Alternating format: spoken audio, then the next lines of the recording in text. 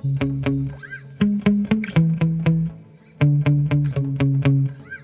Traxxas Bandit VXL has done literally hundreds of speed runs.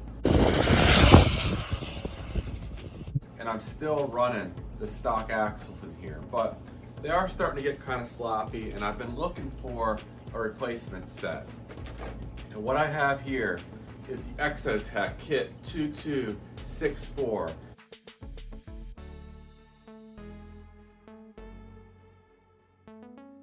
These are CVD joints for the drag slash, and they also fit the Traxxas Bandit. So I'm going to go ahead and get this opened up and show you guys how to install this kit. Again, this kit's made by Exotek, which is the same company that makes the slipper clutch delete I've used in my Bandit and in my Rustler for speed runs. So let's go ahead and get started. And I say the stock axle is kind of sloppy. I guess it's really not that bad. You can see the pin here. There's definitely some play in there, but I'm not sure how that compares to stock. But at any rate, I want to give these a shot, and they sound like they're a great improvement. Here's the kit, and let's open it up and see what it includes. Okay, I will never claim to be the most mechanically inclined person in the world, but I had to build one of these off camera to figure out how to do it. To me, the directions weren't very clear, and I guess that's why I'm making this video. But at any rate, the first step, it says apply grease into the hole and slots. I'm gonna do that later because it's gonna make it really hard to make this video if I grease things up ahead of time. Now, you'll see there's this barrel here. So I put the barrel in here. Here's the threads pointed out at me. Now I need to turn this barrel until the hole, which you can hopefully see on camera, is oriented in such a way that I can then orient the bone up with the barrel like that. Now I'm going to go ahead and take this pin, and I think now it'll slide through the assembly. There we go. The pin is through. And now what I need to do is orient the barrel so that the open end, you can see the pin shining through it, is facing up towards me. And you'll notice the set screws here, there's two different sizes. There's some bigger ones and some really small ones. You're going to want to go ahead and take one of these really small ones and put it on the end of your hex tool. Directions clearly say do not use stamped Allen keys, probably because they're not to a high enough tolerance to make sure you're not going to strip these out. So these are my Shergo hex tools.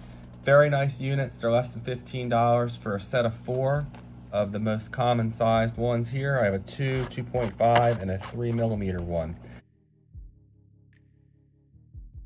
Link in the video description for these. But at any rate, first you're going to want to clean these off, it says, with motor spray. So you're going to want to follow directions there, make sure they're nice and clean. And again, you're going to want to grease this ahead of time. I'm not doing it yet just because I'm putting things together solely for the video. So we're going to degrease all the set screws. These are the M3 ones here, I believe. And or you can use rubbing alcohol. It says not to over tighten this. So we're going to go ahead and orient this so that the hole in the barrel is right there. And then I'm going to go ahead and screw the set screw into the assembly here. Tightening it down, not too tight. Don't forget your thread locker. Bam, there we go.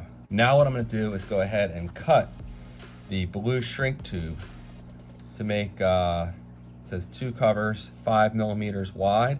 So this is wider than what you need. So 5mm is not very wide. It's kind of worn off my ruler here. I'm going to cut it at 10 or maybe like 11mm if I can. And that way I can cut it in half after the fact. So I don't know if it's going to be harmful to have it a little bigger than it says. So we're going to cut it right about there. Double check the size. It's pretty close. I'm gonna go ahead and cut this at about 10, and then I'm gonna cut this in half to get my 2 5mm strips. It's gonna be a little tricky to do this on camera, but that looks about halfway, hopefully. Bam. I'll take it. That looks pretty good. And they're about 5mm. So there we go for the blue shrink tube. Looks like we have an extra one here that's also about 5mm. So basically I have to cut it into about thirds. Now I'm gonna go ahead and take one of these 5mm shrink tube pieces, and we're gonna slide it over the assembly here, and then I'm gonna go ahead and heat this to you know, cinch it down onto the CVD set.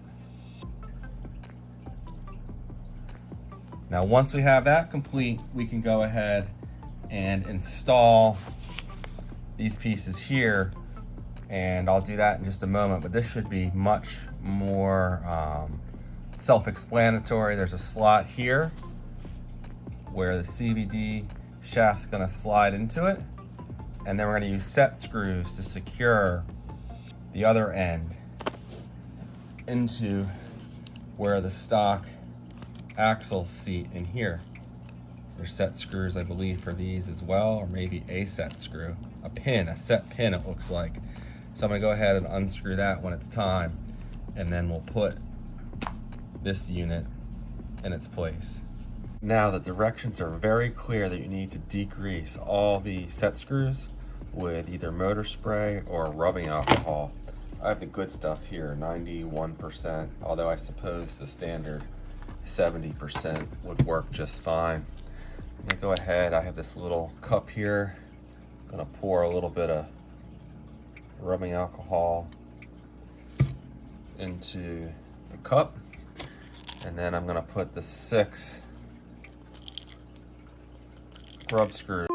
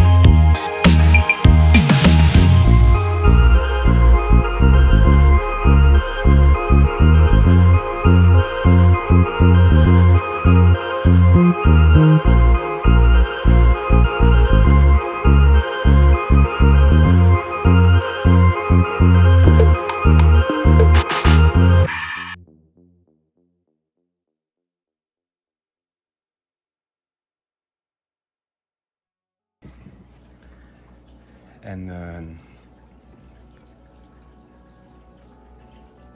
carefully screw it into the barrel.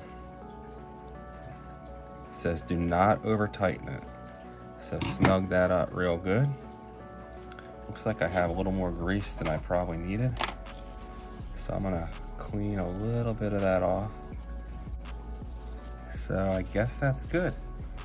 And then we're gonna go ahead and put the shrink tube over it once this is cleaned off.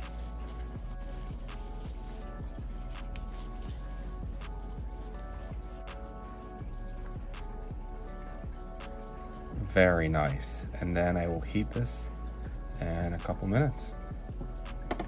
I'm gonna do the other one. I'm gonna put a little grease in there. I think that's sufficient. Don't wanna make a big mess.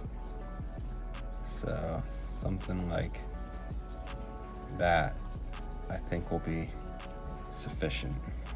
So the barrel is lined up. Put the cup in here and not get any grease in that hole. So just like this.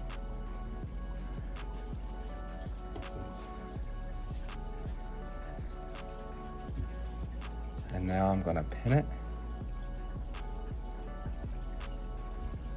carefully. The pin is through and the hole is grease free. So we're gonna keep that bent just like that. All right, this is tedious. Now I'm gonna go ahead and grab my other small grub screw, put a little bit of thread locker on it.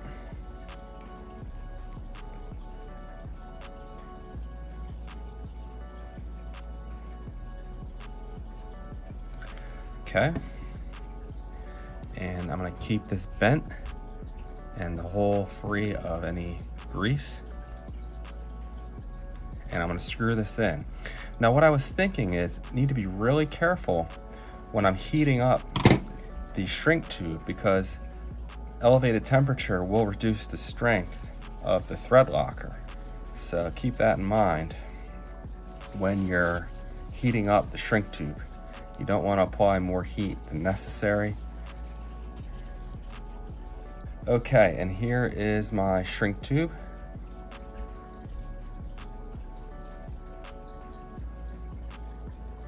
Very nice.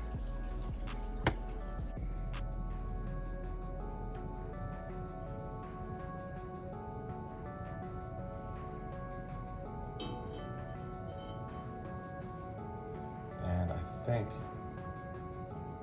that'll do it.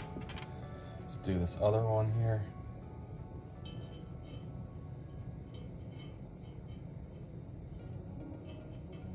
All right.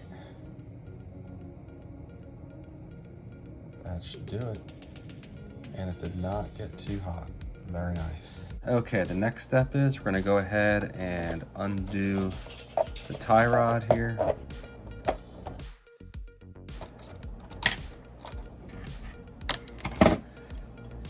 We're gonna pop the hex off of the axle here.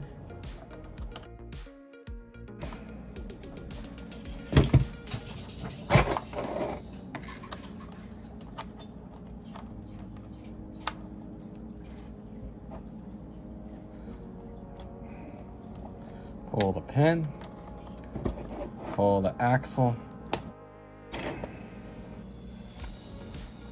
pull the axle, and then we're gonna unscrew the axle pin.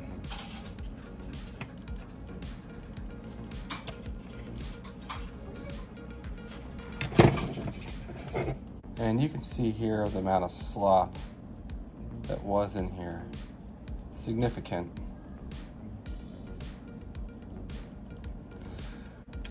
Okay, so now we need to go ahead and attach this hub piece here. It's maybe hard to see in here, but there's two flat sides with a hole through it on the flat side. So we're gonna install a set screw on each side. So I'm gonna go ahead and take one of my clean set screws and then find an angle where I can insert it.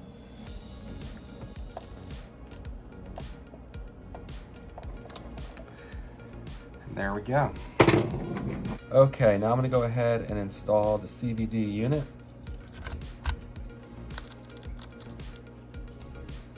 Just like that. And reinsert the screw for the tie rod.